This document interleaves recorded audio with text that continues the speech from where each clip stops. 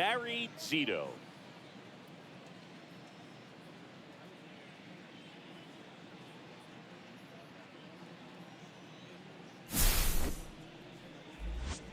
It's the Chicago White Sox going up against the New York Mets. First pitch coming at you right after the break. Back here with my pal Singy, getting the nod on the mound, Barry Zito. And Singy, it's unique these days, but he's more of a pitch to contact type of guy. Yeah, Boogie, he doesn't rely too heavily on the strikeout. He knows he needs to miss barrels, get some soft contact, let the defense do work behind him. And I think a guy like that can keep a good tempo, don't give hitters time to adjust or think. They can move through a ball game, and you look up, they're in line for a quality start. We'll see what he's got in this one. Bo Bichette, the leadoff batter, as he looks at ball one.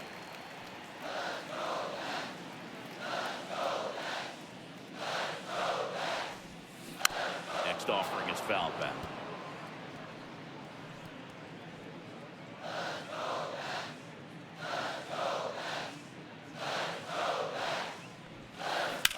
Ground ball right side, it squirts through. So a runner aboard to start the inning.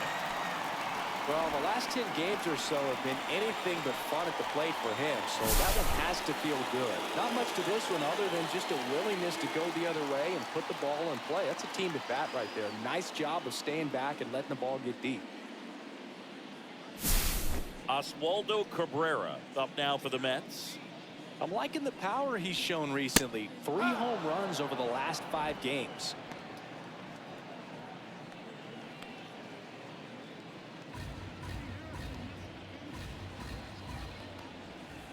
Pitch misses there. 1-1.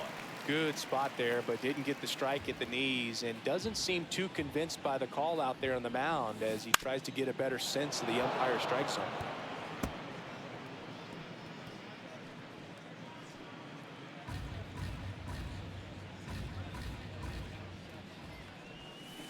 Keeps the at-bat going with a foul ball.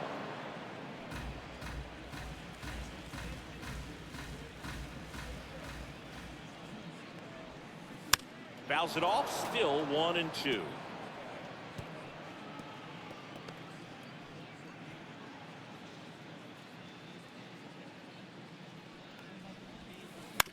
On the ground to first, could be 2. To second, there's 1. On to first, double play. For me, that's one of the toughest double plays to turn on the infield. The first baseman has to get inside, create a throwing lane to hit that middle infielder to start the double play, and then from there completing it back to first. Really good job all the way around. Here's Juan Soto. Chris, baseball today, so many strikeouts, and they are available to pitchers. But this is a guy that puts the bat on the ball and is kind of different from the players that we see day in, day out. Ground ball right side. He takes it himself to the bag, and that'll do it. Mets go down quickly. We played an inning, no score.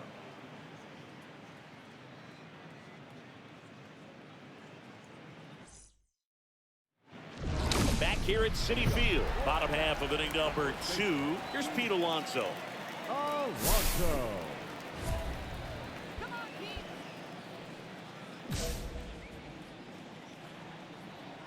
Zito back to work. Ground ball left side, and that's just foul. His eyes got big. He saw that changeup way out in front. Better to pull it than to get jammed on something off speed like that. Next offering is in for a strike. I mean, that's perfect location, right on the black. I mean, over and over again, this guy demonstrates the ability to hit those spots. They're so tough to do anything with as a hitter. Here comes a pitch. Swing and a ball popped in the air.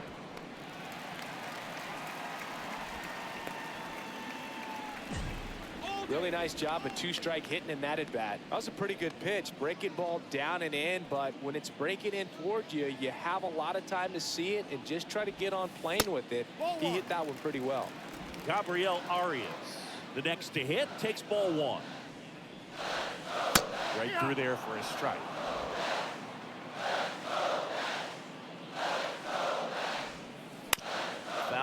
if he was late. Well, this is a good time to step out of the box, take a deep breath, reset. A couple of change-ups. Probably won't see another one here. Got him looking for the K. Flipped the bottom of the zone with a curve for strike 3. Well, caught him looking on that fourth pitch of the at-bat, and I have to think it had something to do with the sequence they threw at him. Kind of bounced back and forth between the outside and inside corners with the previous pitches, and that makes it really tough to cover the whole plate. Just couldn't get a swing off at that pitch on the inside. Yainer Diaz stands in now and watches strike 1.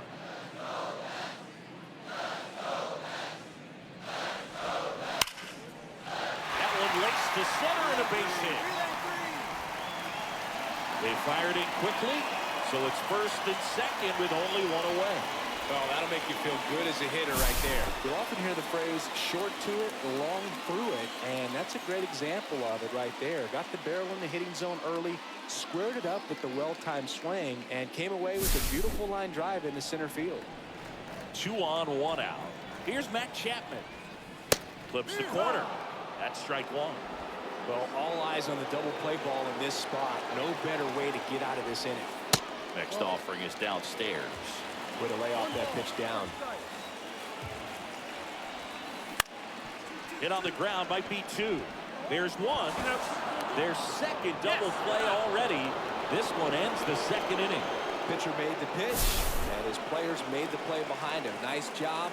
4-6-3 inning ending double play.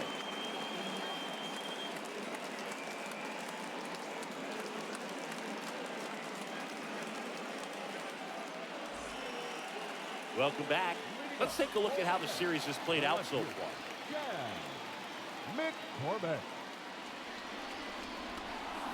And there's a ball. McCormick, in his 10th season, 34-year-old vet, usually in center field, but today starting in left. There's a strike at the knees. One thing I always felt if I played left field instead of center field was that the ball gets out there to you pretty quick, and the most important play is that ball down the left field line, getting to it, cutting it off, making a strong throw to keep that single instead of turning it into a double.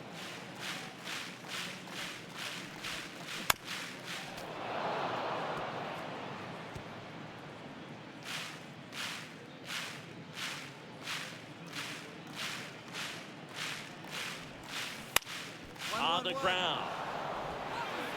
Oh, can't pick it up cleanly. He's safe.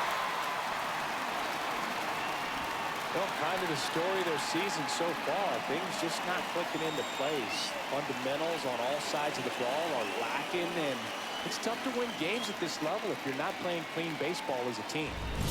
This is J.J. Bleday. 2 for 6 so far in the series. He's a guy, Chris's highlights include some of the best throws from the outfield that you will ever see. Definitely one of the best arms of the sport. Nobody out, runner at first. Line drive, base hit. Throw back in quickly. First and second now with nobody out. Oh, just a nice job coming through in a pretty high leverage spot right there. Just a really nice approach to shoot that line drive to the opposite field. There's a lot of hard work and discipline that goes into getting a result like that at the plate. Doesn't come naturally for most hitters. Bichette up to bat next. Lays off for a ball.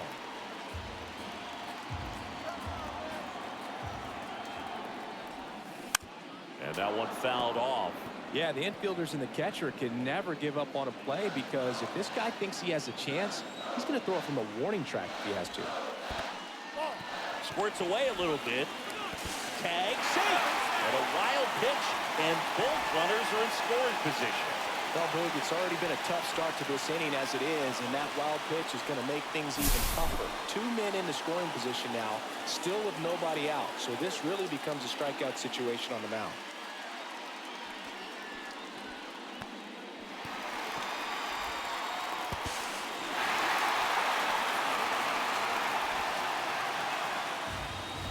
Hitter's got some good opposite field power. What I like about something being hit to the right side into the outfield is that the base runner at second has a very good read and can determine whether or not he can score on that base hit. And a foul ball, he stays alive. I think ultimately you want to tie him up, get the ball in on the plate so that he can't get the barrel to it and hit it to the outfield.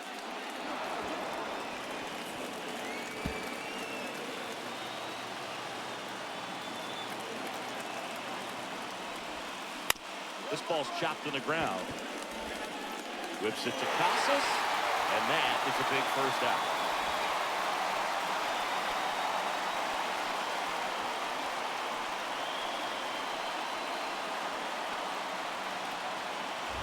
Now it's the second baseman, Oswaldo Cabrera. He's 0 for 1. He's been such a good hitter with runners in scoring position. Some guys just take it to another level.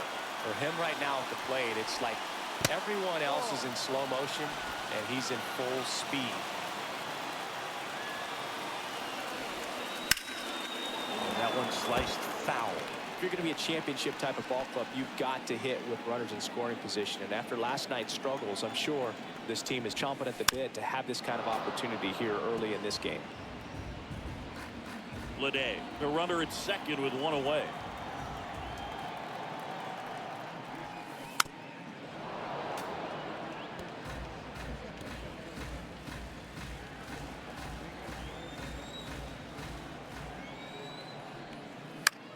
The other way. And he takes it himself for the out.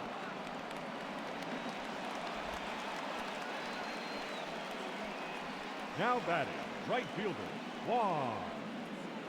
And now it's Juan Soto. He's been really clutch with runners in scoring position this season, so they'll have to be extra careful in this matchup. And immediately pumps in a strike to the left-handed hitter. Soto with another scorching run of play lately. It's up empty. We've gotten used to seeing him put together impressive stretches throughout his career, Boo. When he's going like he is right now, it's really fun to watch. Swing and a ground ball, and that one gets through into center field.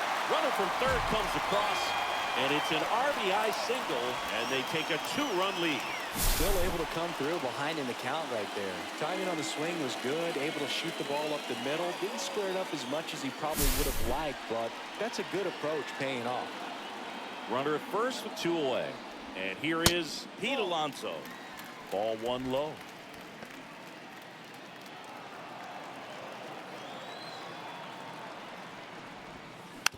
Next offering is fouled back.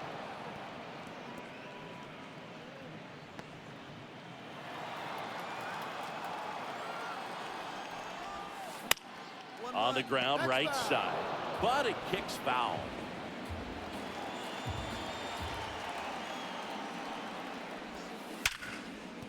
And that's a base hit. And now first and second with 2 outs. Now batting, the designated hitter. And now the Mets DH, Gabriel Arias. And that drops in for a strike.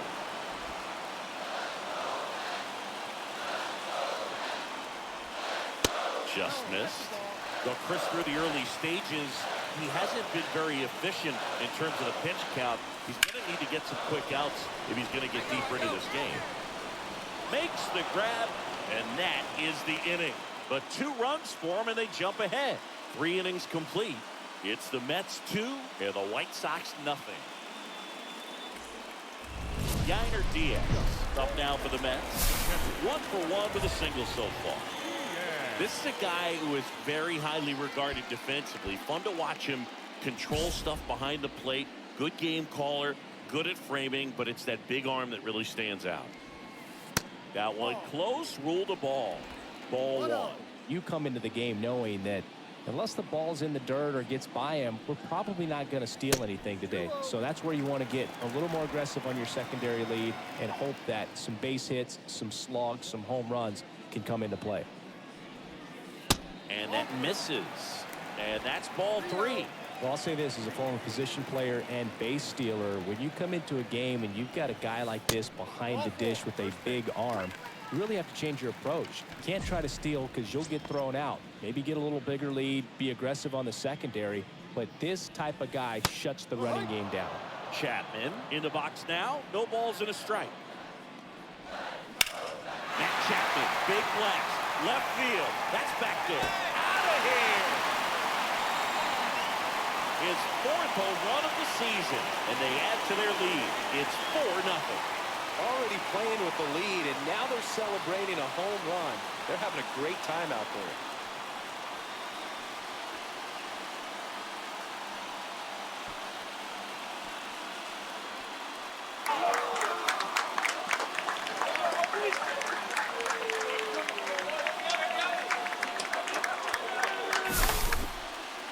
Boog, I wasn't sure he hit that one as hard as he needed to get it out of here, but it had just enough behind it for the homer.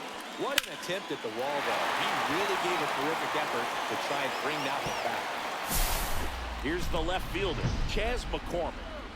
He's 0 for 1. Can be tough to bounce back after a big home run, but nobody on, nobody out. You just have to treat it as a fresh inning. In the dirt, and that's ball 1. He's one of those Dave McCarty, Mark Carrion, Ricky Henderson types. Throw left, bat right. You make a note of those guys because it's just different. So, man, you're left-handed, but you hit right-handed. And he handles it himself for the out. The center fielder, number 34, J.J. J.J. Bleday up now for the Mets. 1 for 1 with a single and a run scored so far. Missed with a changeup. 1-0. Love it here at Citi Field. You know, it replaced Old Shea Stadium back in 2009, and Chipper Jones was really sad to see it go. It's actually the 3rd home of the Mets since they started out at the Polo Grounds for 2 seasons before Shea was finished. That was just a great jump and route to the ball. Well, it had to be. If he was going to cover all that ground and bring in that sinking liner, that's the way it had to be done. Nice job. Bichette in the box with 2 gone, and takes a look at a called strike.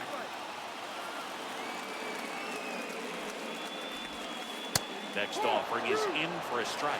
Probably the best one we have seen. Throwing it where he wanted to, have a nice tight spin to it, and a teaser just off the edge of the plate. Handles, throws the first, and Bichette is retired.